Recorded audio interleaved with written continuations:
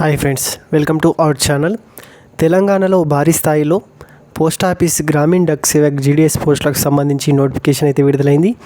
ఈ పోస్టులకు సంబంధించి అర్హతలు, క్వాలిఫికేషన్స్, అలాగే ఆన్లైన్ అప్లికేషన్ విధానం, మరి ఏ పోస్టుకి సంబంధించి ఎన్ని మార్కులు ఉంటే జాబ్ వస్తుంది, మరి తక్కువ మార్కులు ఉన్న వారు ఏ పోస్టులకు సంబంధించి ఏ సర్కిల్లో, మరి తెలంగాణ సర్కిల్కి అప్లై చేసుకోవాలా, మరి మిగతా రాష్ట్రాలకు సంబంధించి సర్కిళ్ళకి అప్లై చేసుకుంటే జాబ్ వస్తుందా, లాంటి వివరాలకు సంబంధించి పూర్తి వివరాలు ఈ వీడియోలో తెలుసుకుందాం.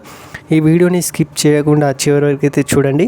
ఈ పోస్టులకు సంబంధించి అర్హతలు, క్వాలిఫికేషన్స్ మరియు మరిన్ని వివరాలు కనుక చూసుకున్నట్లయితే, ఇక ఆన్లైన్ అప్లికేషన్స్ వచ్చేసి ఫిబ్రవరి 10వ తేదీ నుండి అయితే ప్రారంభమైనాయి, అనగా నిన్న ప్రారంభమైనాయి. ఇక మార్చి 3వ తేదీ వరకు అయితే ఆన్లైన్ ద్వారా అప్లై చేసుకోవచ్చు. ఇక అప్లై చేసుకున్న అభ్యర్థులు ఏమైనా పొరపాట్లు కనుక చేసుకున్నట్లయితే ఎడిట్ మరియు కరెక్షన్ విండో వచ్చేసి మార్చి 6వ తేదీ నుంచి మార్చి 8వ తేదీ మధ్య అయితే ఇవ్వడం జరిగింది. ఈ మధ్యన మీరు ఏమైనా పొరపాట్లు చేసుకున్నట్లయితే కరెక్షన్ అయితే మీ యొక్క అప్లికేషన్ ఫామ్ని చేసుకోవచ్చు. అదేవిధంగా బ్రాంచ్ పోస్ట్ మాస్టర్ బీపీఎం మరియు assistant branch poster master ABPM పోస్టులు అయితే ఖాళీగా ఉన్నాయి. ఇక వివరాలు కనుక చూసుకున్నట్లయితే బీపీఎం పోస్టులకు సంబంధించి స్లాబ్ కనుక చూసుకున్నట్లయితే సాలరీకి సంబంధించి 12,000 రూపాయల నుంచి 29,380 రూపాయలు అయితే ఉంటుంది. ఇంకా ఏబీపీఎం డక్ సేవక్కి సంబంధించి సాలరీ కనుక చూసుకున్నట్లయితే పే స్కేల్ వచ్చేసి 10,000 రూపాయల నుంచి 24,470 రూపాయలు అయితే ఉంటుంది.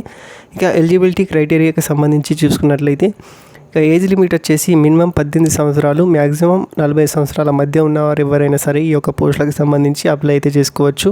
అదేవిధంగా కేటగిరీ వారీగా రిజర్వేషన్ సౌకర్యం కూడా ఉన్నది.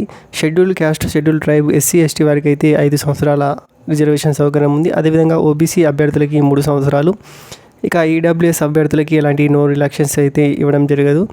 ఇక persons with disabilities PWD category అభ్యర్థులకు సంబంధించి 10 సంవత్సరాలు. Persons with disabilities PWD plus OBC అభ్యర్థులు అయితే 13 సంవత్సరాలు. అదేవిధంగా డిజబిలిటీస్ కలిగిన అభ్యర్థులు ఎస్సీ ఎస్టీ క్యాస్ట్కి సంబంధించిన వారైతే 15 సంవత్సరాల ఏజ్ రిలాక్సేషన్ అయితే ఇవ్వడం జరిగింది. ఇక ఎడ్యుకేషనల్ క్వాలిఫికేషన్ వచ్చేసి 10వ తరగతిలో పాస్ అయిన వారు ఎవరైనా సరే ఈ యొక్క పోస్టులకు సంబంధించి అప్లై అయితే చేసుకోవచ్చు. ఇక అదర్ క్వాలిఫికేషన్స్ కనుక చూసుకున్నట్లయితే బేసిక్ కంప్యూటర్ నాలెడ్జ్ అయితే ఉండాలి. అదేవిధంగా సైక్లింగ్ అనగా సైకిల్ తొక్కడం అయితే వచ్చి ఉండాలి. ఇక అభ్యర్థులు అప్లై చేసుకునే ముందు మార్క్స్ విషయంలో సెలక్షన్ క్రైటీరియాకి సంబంధించి ఈ వివరాలు అయితే తెలుసుకొని ఉండాలి. ఒకవేళ 10వ తరగతి పూర్తి చేసిన అభ్యర్థులకు సంబంధించి మార్క్స్ ఉన్నట్లయితే పాత అభ్యర్థులు అయితే మార్క్స్ ఎంటర్ చేయాల్సి ఉంటుంది. అదేవిధంగా ఒకవేళ గ్రేడ్ పాయింట్స్ ఉన్నట్లయితే ఆ యొక్క గ్రేడ్ పాయింట్స్కి సంబంధించి ఈ విధంగా ఉంటున్నాయి వివరాలు. A1కి సంబంధించి గ్రేడ్ పాయింట్స్ 10, 9.5తో మల్టిప్లై అయితే చేయడం జరుగుతుంది. అనగా ఓవరాల్గా మనకు 95%కి అయితే గ్రేడ్స్ ఉన్న వారికి మెరిట్ ప్రాతిపదికన పోస్టులను అయితే కేటాయించడం జరుగుతుంది. సో ఇది అభ్యర్థులు గమనించి అప్లై చేసుకునే ముందు జాగ్రత్తగా అయితే అప్లై చేసుకోవాలి. ఎవరైతే ఓన్గా అప్లై చేసుకుంటారో వారు మాత్రం తప్పకుండా ఈ విధంగా అయితే అప్లై చేసుకోవాలి. ఇక ఈ పోస్టులకు సంబంధించి మరిన్ని వివరాలు కనుక చూసుకున్నట్లయితే ఎంపికైన అభ్యర్థులకు సంబంధించి ఒరిజినల్ 2 సెట్స్ కాపీ అయితే సెల్ఫ్ అటాచ్డ్ ఫోటో కాపీస్ అయితే సబ్మిట్ చేయాల్సి ఉంటుంది వెరిఫికేషన్ టైంలో. మీ యొక్క 10th మార్క్ షీటు, అలాగే identity proof, Aadhaar card, caste certificate, PWD అభ్యర్థులు అయితే పీడబ్ల్యూడీ సర్టిఫికేటు, మీ యొక్క ఈడబ్ల్యూఎస్ సర్టిఫికేటు, ఈడబ్ల్యూఎస్ అభ్యర్థులకు సంబంధించి ఒకవేళ ట్రాన్స్జెండర్ అయితే అభ్యర్థి ట్రాన్స్జెండర్ సర్టిఫికేటు, మీ యొక్క డేట్ ఆఫ్ బర్త్ ప్రూఫ్ సర్టిఫికేట్కి సంబంధించి 10th మెమో కూడా తీసుకెళ్ళచ్చు. ఈ యొక్క సర్టిఫికేట్స్ అయితే మీరు వెరిఫికేషన్ టైంలో చూపించవలసి ఉంటుంది. కాబట్టి అప్లై చేసుకునే అభ్యర్థులు ఈ యొక్క సర్టిఫికేట్స్ అయితే రెడీగా చేసుకోండి. ఎవరైతే జాబ్ గ్యారంటీగా మాకు వస్తుంది అనుకుంటున్నారో స్కిల్ వైజ్ స్టేట్ల వారీగా వేకెన్సీ వివరాలు కనుక ఒకసారి చూసుకున్నట్లయితే క్లియర్గా ఆంధ్రప్రదేశ్లో లోకల్ లాంగ్వేజ్ తెలుగుకి సంబంధించి 1215 ఖాళీలు అయితే భారీ స్థాయిలో ఉన్నాయి. ఇక అస్సాంకి సంబంధించి అస్సామీ భాషకి సంబంధించి 501 పోస్టులు అయితే ఖాళీగా ఉన్నాయి. ఇక అస్సాం రాష్ట్రంలో బెంగాలీ భాషకి సంబంధించి లోకల్ లాంగ్వేజ్ కింద 145 ఖాళీలు అయితే ఉన్నాయి. అదేవిధంగా అస్సాంలో బోడో భాషకి సంబంధించి 6 పోస్టులు, ఇంగ్లీష్ మరియు హిందీ లాంగ్వేజ్కి సంబంధించి 3 పోస్టులు అయితే ఖాళీగా ఉన్నాయి. ఇక బీహార్లో హిందీ లాంగ్వేజ్కి సంబంధించి 783, అదేవిధంగా ఛత్తీస్గఢ్లో హిందీకి సంబంధించి 638 వేకెన్సీస్ అయితే ఖాళీగా ఉన్నాయి. ఢిల్లీలో హిందీకి సంబంధించి 30 ఖాళీలు అయితే ఖాళీగా ఉన్నాయి. ఇక గుజరాత్లో గుజరాతీకి సంబంధించి 1203 పోస్టులు అయితే భారీ స్థాయిలో ఖాళీగా ఉన్నాయి. ఇక హర్యానాలో హిందీకి సంబంధించి 82 పోస్టులు, హిమాచల్ ప్రదేశ్లో హిందీకి సంబంధించి 331 పోస్టులు, జమ్మూ కాశ్మీర్లో హిందీ లేదా ఉర్దూకి సంబంధించి 255 పోస్టులు, జార్ఖండ్లో హిందీకి సంబంధించి 822 పోస్టులు, కర్ణాటకలో కన్నడకి సంబంధించి 1135 పోస్టులు, మధ్యప్రదేశ్లో హిందీకి సంబంధించి 1385 పోస్టులు, మహారాష్ట్రలో కొంకణి లేదా మరాఠీకి సంబంధించి 1314 పోస్టులు భారీ స్థాయిలో ఖాళీగా ఉన్నాయి.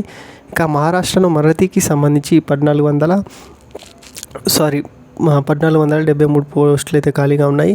ఇక నార్థన్, ఈస్టర్న్, బెంగాలీ, ఇంగ్లీష్ లేదా హిందీ, మణిపురికి సంబంధించి ఈ విధంగా స్క్రీన్లో కనిపిస్తున్న విధంగా అయితే ఖాళీగా ఉన్నాయి. ఒకసారి మీరు క్లియర్గా నోటిఫికేషన్ అయితే చూడండి. ఇక మన తెలంగాణకి సంబంధించి తెలుగు లోకల్ లాంగ్వేజ్ కాబట్టి మొత్తం 519 వేకెన్సీస్ అయితే ఉన్నాయి. ఇందులో అన్రిజర్వ్డ్ కేటగిరీకి సంబంధించి 240 పోస్టులు ఖాళీగా ఉన్నాయి. ఓబీసీకి సంబంధించి 117, ఎస్సీ వారికి సంబంధించి 70 పోస్టులు ఖాళీగా ఉన్నాయి. ఎస్టీకి సంబంధించి 28, ఈడబ్ల్యూఎస్ కేటగిరీకి సంబంధించి 61, పీడబ్ల్యూడీ ఏ కేటగిరీకి సంబంధించి 1 పోస్టు ఖాళీగా ఉన్నది. అదేవిధంగా పీడబ్ల్యూడీ సి కేటగిరీకి సంబంధించి 2 పోస్టుల చొప్పున మొత్తం 519 పోస్టులు అయితే భారీ స్థాయిలో ఖాళీగా ఉన్నాయి. సో మీరు ఈ యొక్క ఏ స్టేట్కైనా అప్లై అయితే చేసుకోవచ్చు. కాకపోతే మీకు ఆ యొక్క స్టేట్లో లోకల్ లాంగ్వేజ్ అయితే వచ్చి ఉండాలి ఖచ్చితంగా. లోకల్ లాంగ్వేజ్ వచ్చిన వారికి, అదేవిధంగా మీరు ఆ సబ్జెక్టు చదివి ఉన్న వారికి మాత్రమే ఆ యొక్క సర్కిల్లో మీరు అప్లై అయితే చేసుకోవచ్చు. ఎవరికైతే 9.50 అబోవ్ మార్క్స్ అయితే ఉంటాయో వారికి మాత్రం ఎక్కువ ఛాన్సెస్ ఉన్నాయి తెలంగాణ సర్కిల్లో జాబ్ వచ్చే అవకాశం. ఇక 9 కంటే కింద ఉన్నవారు, 9.0 కంటే కింద మార్క్స్ ఉన్న వారికి అయితే మిగతా స్టేట్లకు సంబంధించి బీహార్ లేదా కర్ణాటక, మహారాష్ట్ర లాంటి రాష్ట్రాల్లో అప్లై చేసుకున్నట్లయితే మీకు జాబ్ వచ్చే అవకాశం ఉంటుంది. కాబట్టి అభ్యర్థి అప్లై చేసుకునే ముందు జాగ్రత్తగా నోటిఫికేషన్ చూసి మీకు ఏ స్టేట్కి సంబంధించి అప్లై చేసుకుంటే జాబ్ వచ్చే అవకాశం ఎక్కువ ఉంటుందో ఆ పోస్టుకి సంబంధించి మాత్రమే, ఆ స్టేట్కి సంబంధించి, సర్కిల్కి సంబంధించి మాత్రమే అప్లై చేసుకోండి. సో ఈ ఇన్ఫర్మేషన్ కనుక నచ్చినట్లయితే నా యొక్క ఛానల్ని సబ్స్క్రైబ్ చేసుకుని నాకు సపోర్ట్ చేయండి. మరిన్ని ఎడ్యుకేషన్ ఇన్ఫర్మేషన్ వీడియోలు చేయడానికి కూడా నేను ప్రయత్నిస్తాను. Thank you friends.